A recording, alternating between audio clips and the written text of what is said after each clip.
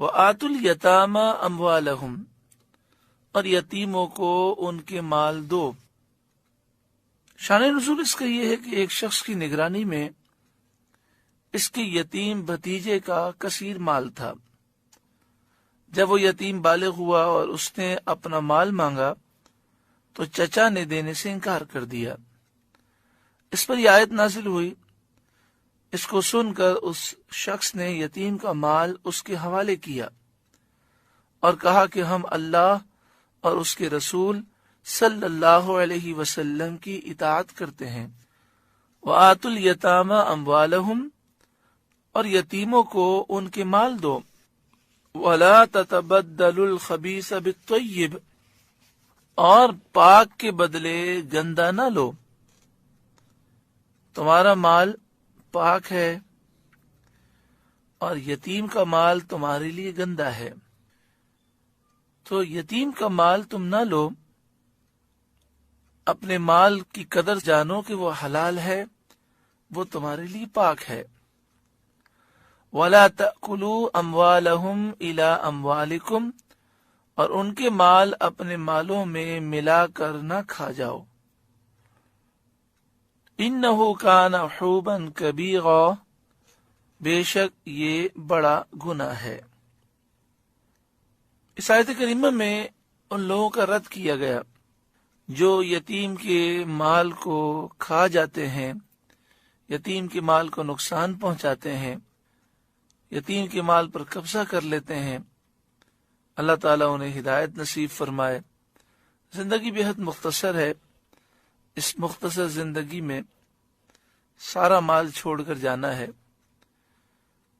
جو اللہ تعالیٰ نے حلال دیا ہے اسی پر قناعت کی جائے، اللہ تعالیٰ کرم فرمائے گا، برکت ہو جائے گی، اور دنیا بھی سنور جائے گی اور آخرت بھی سنور جائے گی۔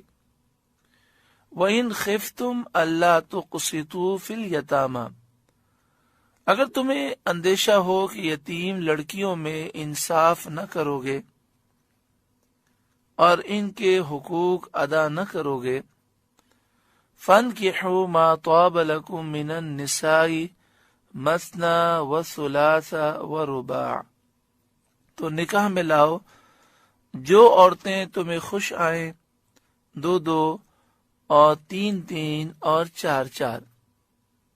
اس آیت کریمہ کے بارے میں حضرت حسن کا قول ہے کہ پہلے زمانے میں مدینے کے لوگ اپنی زیر ولایت یتیم لڑکی سے، یعنی ایسی یتیم لڑکی جو ان کی زیر سایہ پرورش پا رہی ہو، اس کے مال کی وجہ سے نکاح کر لیتے، اور انہیں اس لڑکی سے کوئی رغبت نہ ہوتی، صرف مال کی محبت ہوتی، پھر اس کے بعد اس کے ساتھ اچھا سلوک نہ کرتے اور اس کی موت کا انتظار کرتے کہ یہ مر جائے اور اس کے مال کے وہ وارث بن جائیں۔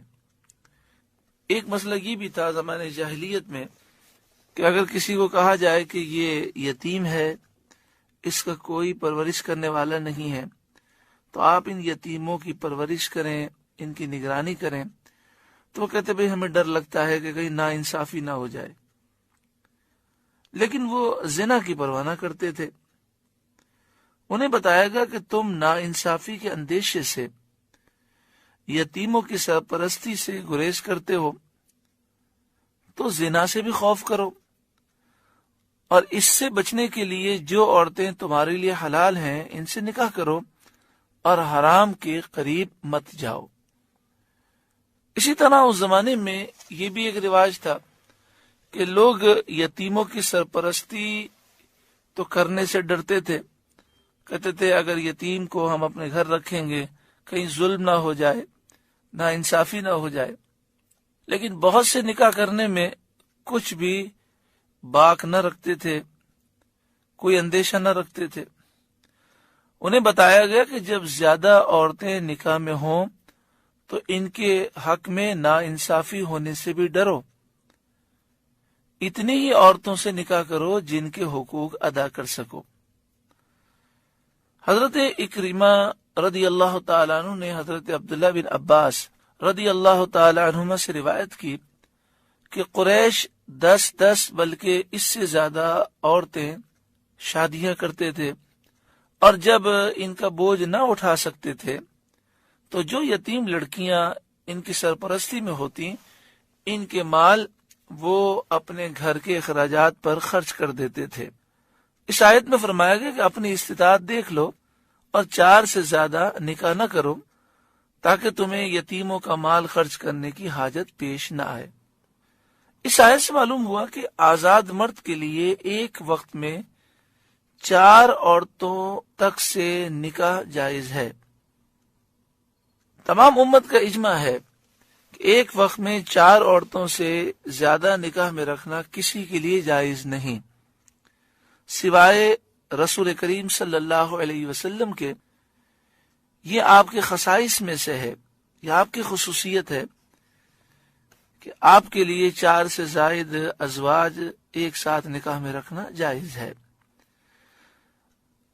ابو داؤد شریف کی حدیث میں ہے کہ ایک شخص اسلام لائے، ان کی 8 بیویاں تھیں۔ حضور صلی اللہ علیہ وسلم نے فرمایا ان میں سے 4 رکھنا، یعنی 4 کو چھوڑ دو اور 4 اپنے نکاح میں باقی رکھو۔ ترمذی کی حدیث میں ہے کہ غیلان بن سلمہ ثقفی رضی اللہ تعالیٰ عنہ اسلام لائے، ان کی 10 بیویاں تھیں، وہ 10 بیویاں بھی 7 مسلمان ہو گئیں۔ نبی اکرم صلی اللہ علیہ وآلہ وسلم نے حکم دیا ان میں سے 4 رکھو، تو انہوں نے 4 رکھی اور باقی سب کو چھوڑ دیا۔ فَانْكِحُوا مَا طَابَ لَكُم مِّنَ النِّسَاءِ مَثْنَىٰ وَثُلَاثَ وَرُبَاعَ، تو نکاح میں لاؤ جو عورتیں تمہیں خوش آئیں، 2 اور 3 اور 4، یعنی جو تمہیں عورتیں اچھی لگیں ان سے نکاح کرو، 2 ہوں یا 3 یا 4۔